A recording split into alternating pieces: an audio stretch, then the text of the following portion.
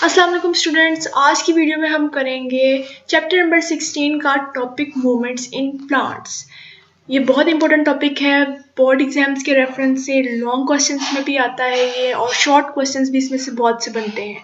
तो लेकिन ये टॉपिक जिस कदर इम्पोर्टेंट है उसी कदर स्टूडेंट को इसमें कन्फ्यूजन होती है। लेकिन आज की वीडियो इंशाल्लाह देखने के बाद आपको इस टॉपिक में जितने भी कन्फ्यूजन हैं वो सब खत्म हो जाएंगे। तो टॉपिक स्टार्ट करते हैं।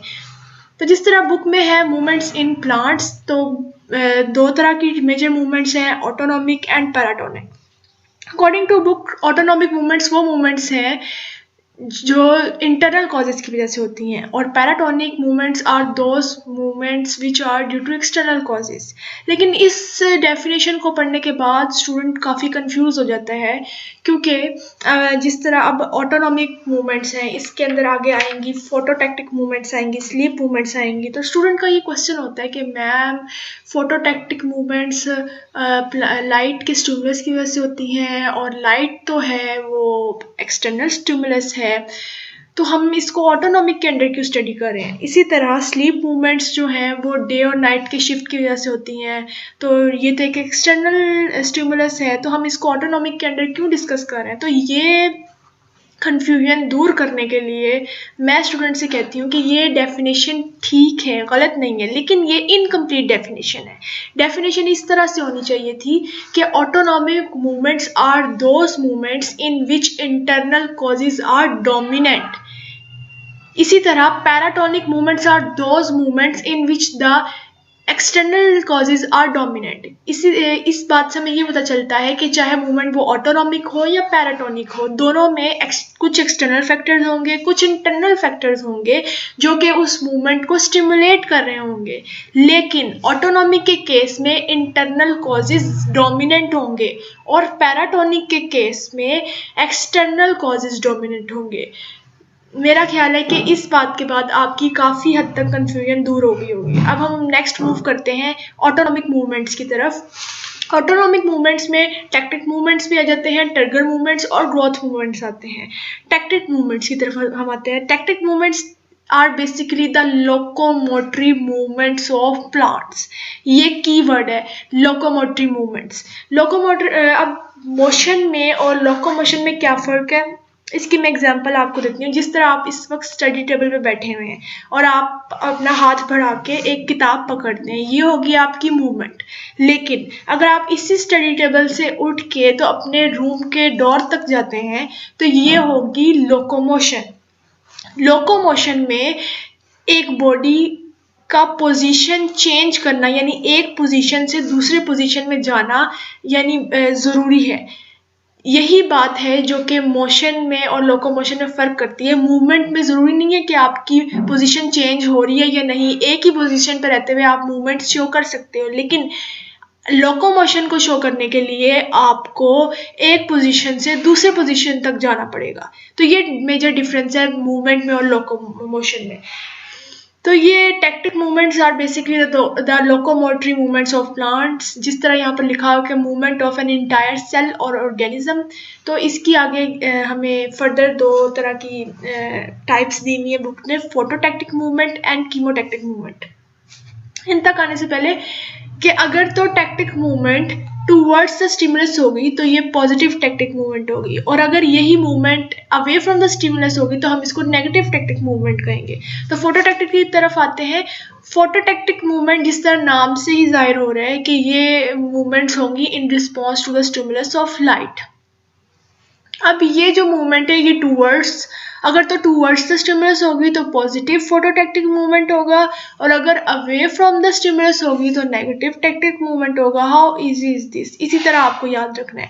इसकी एग्जांपल में आ जाता है हमारे पास कि क्लोरोप्लास्ट की मूवमेंट इसकी एग्जांपल में आ जाती है कि क्लोरोप्लास्ट सेल में मूव करता रहता है ड्यू टू साइक्लोसिस। ये प्रोसेस का आपको पता है, साइक्लोसिस की वजह से क्लोरोप्लास्ट मूव करता रहता है और उस पोजिशन तक जाता है जहाँ पर वो मैक्सिमम लाइट अब्जॉर्ब कर सके, यानी उस पोर्शन तक जाता है जहाँ पर सेल के मैक्सिमम लाइट पड़ रही है। इस मूवमेंट को की ये जो है एग्जांपल में आ जाता है फोटोटैक्टिक मूवमेंट के अंदर।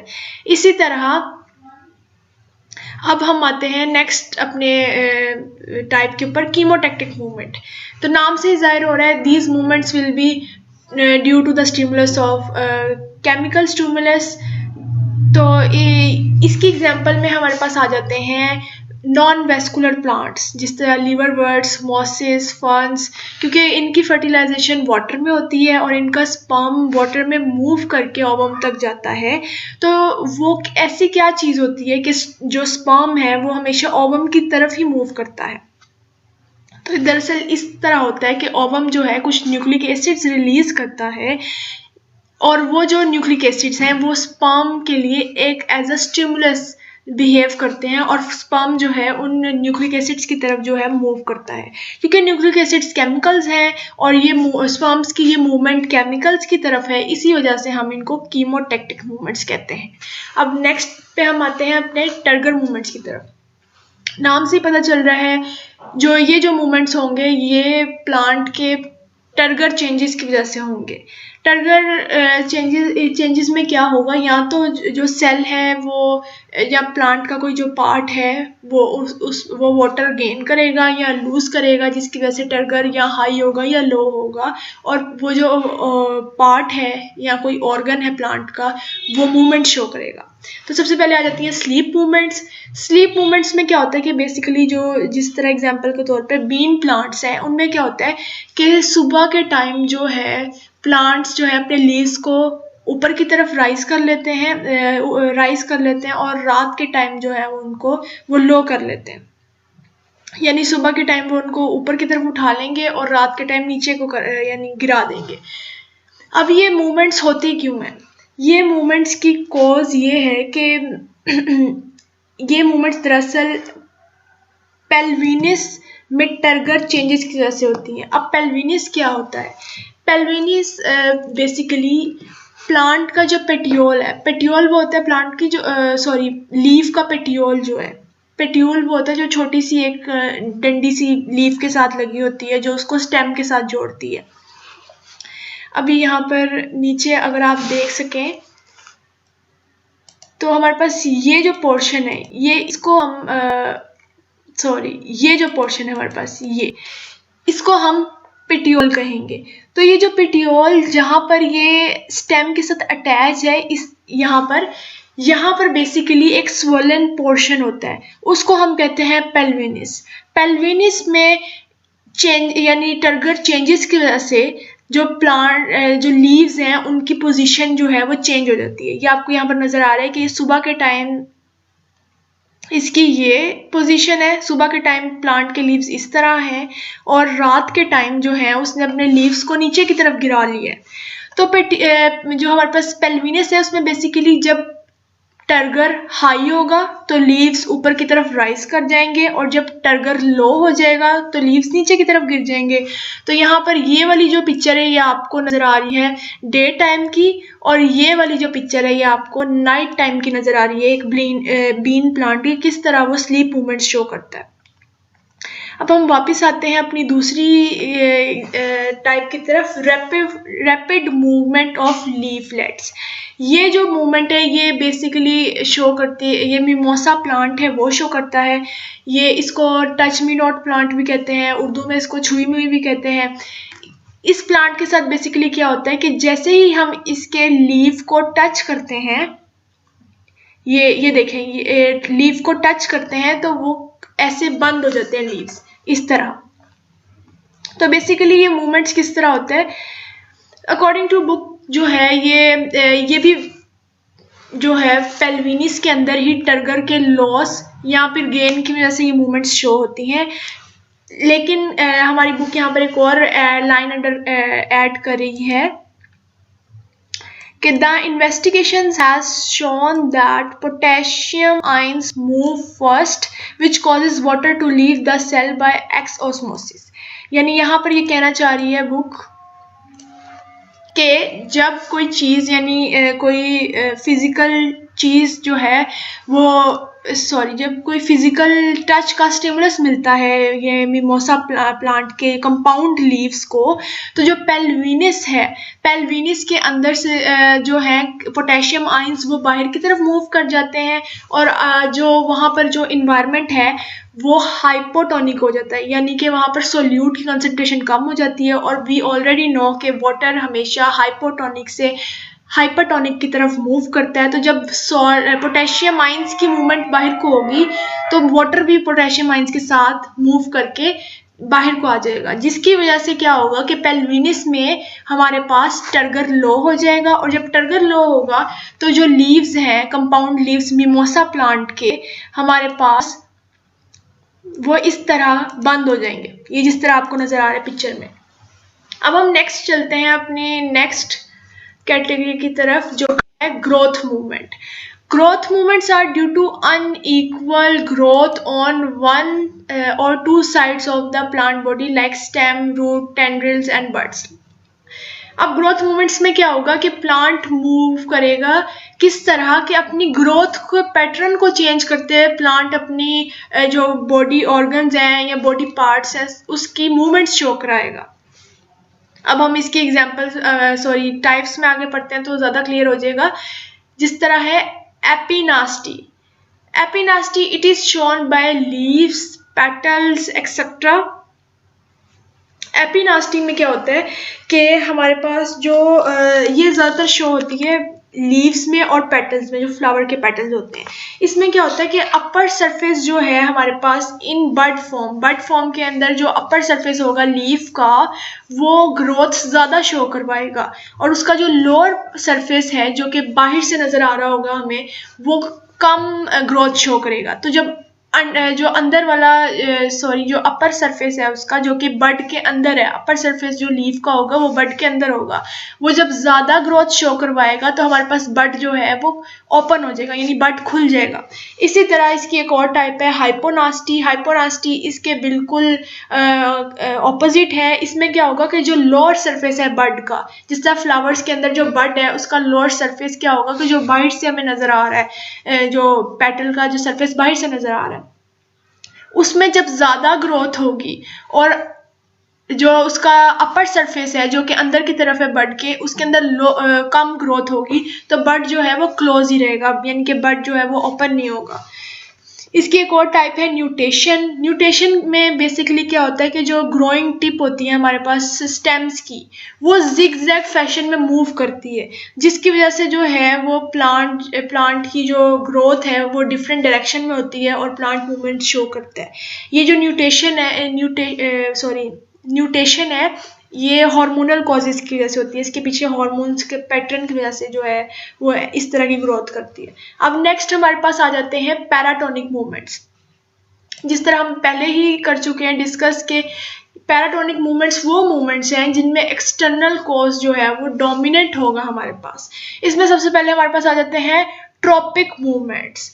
ट्रॉपिक मूवमेंट्स हमारे पास कौन से मूवमेंट्स हैं? बेसिकली ट्रॉपिक मूवमेंट्स जो है हमारे पास वो आ जाते हैं डायरेक्शनल मूवमेंट्स। ठीक है, हमारे पास ट्रॉपिक मूवमेंट्स जो है वो डायरेक्शनल मूवमेंट्स हैं, और जो पैराटोनिक मूवमेंट्स हैं उनकी दो टाइप्स हैं। बेसिकली जो मेजर टाइप्स हैं वो ट्रॉपिक मूवमेंट्स और नास्टिक मूवमेंट्स। जिस तरह आप बुक पे देख ही सकते हैं अपनी बुक पे कि दो तरह की मूवमेंट्स है पैराटोनिक में, tropic movements and nastic movements.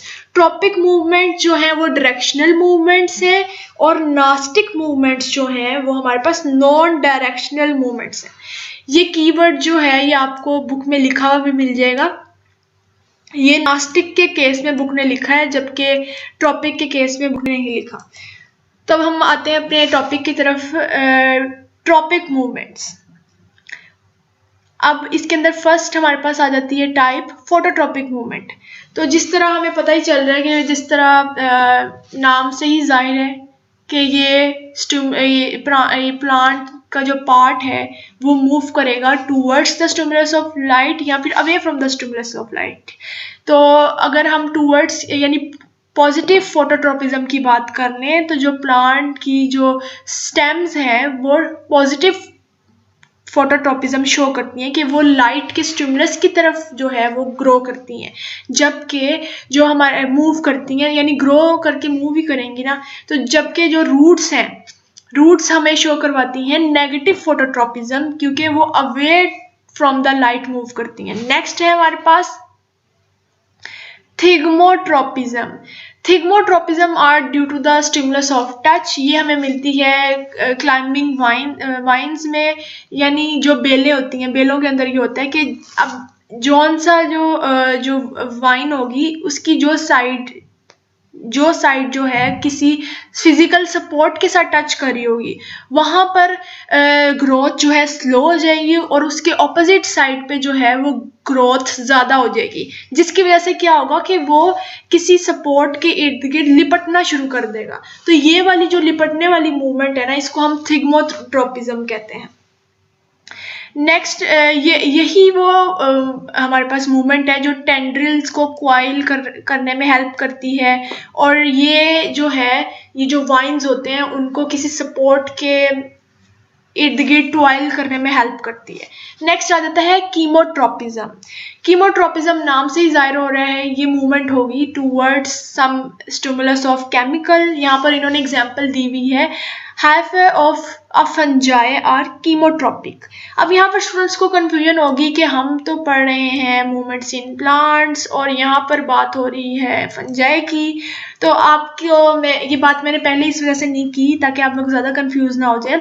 ये जो टॉपिक है हमारे पास मूवमेंट्स इन प्लांट्स, ये बेसिकली 3 किंगडम क्लासिफिकेशन पे लिखा हुआ है। ये 3 किंगडम क्लासिफिकेशन के अकॉर्डिंगली लिखा हुआ है, 5 किंगडम क्लासिफिकेशन के अकॉर्डिंगली नहीं लिखा हुआ।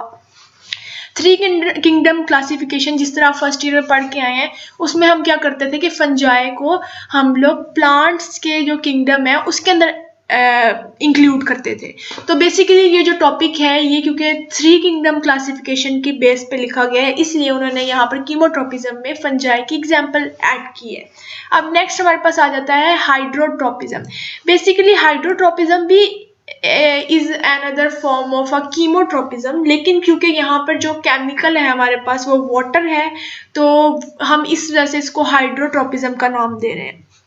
ये hydrotropism basically movement of plants will be the movement of plants parts in response to the stimulus of water। इसमें क्या होगा कि जो प्लांट्स के पार्ट्स हैं या तो वो टूवर्ड्स द वाटर मूव करेंगे या away to the water move करेंगे। जो हमारे पास स्टेम्स हैं, प्लांट की जो स्टेम्स हैं वो शो करती हैं नेगेटिव हाइड्रोट्रोपिज्म, यानी वो अवे फ्रॉम द वाटर जो है वो ग्रो करेंगी और मूव करेंगी। दूसरी तरह जो हमारे पास आ जाते हैं, दूसरी तरफ प्लांट्स के रूट्स आ जाते हैं, वो पॉजिटिव हाइड्रोट्रोपिज्म शो करते हैं क्योंकि वो towards the stimulus of water move करेंगे। क्योंकि आपको पता ही है रूट्स जो हैं जहाँ उनको वाटर मिलेगा वो उस तरफ को जो ट्रैवल कर जाएंगे, इस वजह से वो पॉजिटिव हाइड्रोट्रोपिज्म शो करते हैं। अब नेक्स्ट हम आ जाते हैं अपनी नेक्स्ट कैटेगरी की तरफ, जो कि है geotropism. Geotropism is basically movements due to the response of gravity. तो इसी तरह जो हमारे पास रूट्स आ जाएंगी वो पॉजिटिव जियोट्रोपिज्म शो करेंगी, और जो हमारे पास शूट्स हैं यानी कि जो स्टेम्स वगैरह हैं वो हमें क्या शो करेंगी, नेगेटिव जियोट्रोपिज्म, क्योंकि वो against the direction of gravity grow करेंगी। नेक्स्ट आ जाती हैं हमारे पास nastic movements.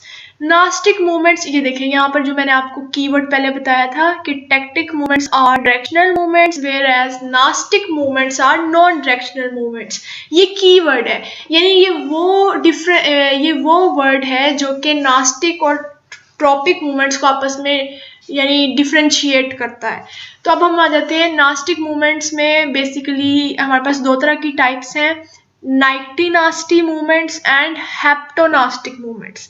Nyctinastic movements are shown by the organs in response to external stimulus, leading to differential growth। यानी नाइक्टिनास्टी में क्या होगा कि जो भी हमारे पास एक्सटर्नल स्टिमुलस आएगा वो ग्रोथ में डिफरेंस क्रिएट करेगा, और उस ग्रोथ के डिफरेंस की वजह से जो है हमारे पास जो प्लांट है उसकी मूवमेंट शो होगी। इसकी टाइप है एक फोटोनास्टी मूवमेंट्स। फोटोनास्टी मूवमेंट्स में क्या होगा कि जिस तरह नाम से जाहिर है ये लाइट के स्टिमुलस की वजह से होगा, जिसमें जो है ये इसमें बेसिकली फोटोनास्टी में लाइट की पीरियोडिसिटी यानी फोटो पीरियड जो है वो डिपेंड करता है, यानी लाइट कितनी देर के लिए जो प्लांट के ऊपर फॉल कर रही है कितनी देर के लिए ये डिपेंड करता है। तो ये हेल्प करती है फ्लावर्स के ओपनिंग में और क्लोजिंग में। जिस तरह आपने अक्सर देखा होगा कि बहुत सारे प्लांट्स के फ्लावर्स जो हैं वो सूरज निकलने पे जो है वो खुल जाते हैं और रात के वक्त यानी सूरज ढलने के करीब बंद हो जाते हैं, तो वो बेसिकली फोटोनास्टिक मूवमेंट्स की वजह से होते हैं। नेक्स्ट है हमारे पास thermonasty movements. It is due to the temperature, और यहाँ पर आप आगे पढ़ लें कि the flowers of tulip close at night rapidly because of this movement. अब नेक्स्ट आ जाते हैं हमारे पास जो नास्टिक मूवमेंट की नेक्स्ट टाइप थी वो थी haptonastic movements. Haptonastic movements are due to the stimulus of touch. Stimulus of touch, इसमें एग्जाम्पल के तौर पे हमें वो दे रहे हैं वीनस फ्लाई ट्रैप की। जो वीनस फ्लाई ट्रैप का जो बायलॉब्ड शेप जो हमारे पास लीफ होता है, जब उसके ऊपर आके कोई फ्लाई या कोई भी इंसेक्ट आके बैठता है तो वो टच के स्टिमुलस के रिस्पॉन्स में लीफ जो है वो क्लोज हो जाते हैं। तो ये थी हेप्टोनास्टिक मूवमेंट की एग्जाम्पल। हमारा टॉपिक यहाँ पर क्लोज हो गया है, लेकिन अब भी एक कंफ्यूजन कुछ स्टूडेंट्स के दिमाग में होगी, वो ये होगी कि पहले हमने पढ़ा फोटोटैक्टिक मूवमेंट, फिर हमने पढ़ा फोटोट्रोपिज्म, फिर हमने पढ़ा फोटोनास्टी, ये सभी लाइट के स्टिमुलस की वजह से होते हैं, तो इनमें डिफरेंस क्या है? ये देखिए, मैं आपको यहाँ पर एक बहुत इंपॉर्टेंट बात बताने जा रही हूँ कि किसी भी एक्सटर्नल स्टिमुलस को जब हम स्टडी करते हैं तो उसके बहुत से पैरामीटर्स होते हैं। अब जिस तरह आप लाइट की बात करें तो लाइट की क्वालिटी, लाइट की जब भी हम बात करते हैं तो लाइट की क्वालिटी अलग चीज़ है, लाइट की पीरियोडिसिटी यानी वो लाइट कितने अरसे तक रहेगी, कितनी ड्यूरेशन के लिए रहेगी, ये अलग बात है। लाइट की क्वालिटी अलग बात है कि लाइट की क्वालिटी में हम क्या डिस्कस करेंगे कि उसकी फ्रीक्वेंसी क्या है, उसकी वेवलेंथ क्या है, उसका कलर क्या है। फिर लाइट की इंटेंसिटी की बात करें तो वो अलग है। तो एक ही फिजिकल स्टिमुलस को या एक ही स्टिमुलस को डिस्कस करने के बहुत से एस्पेक्ट्स हैं। तो जिस तरह अगर हम लोग फोटोटैक्टिक मूवमेंट की तरफ आए थे तो वहां पर लाइट की डायरेक्शन मैटर कर रही थी कि लाइट आ किस तरफ से रही है, लाइट किस डायरेक्शन से फॉल कर रही है।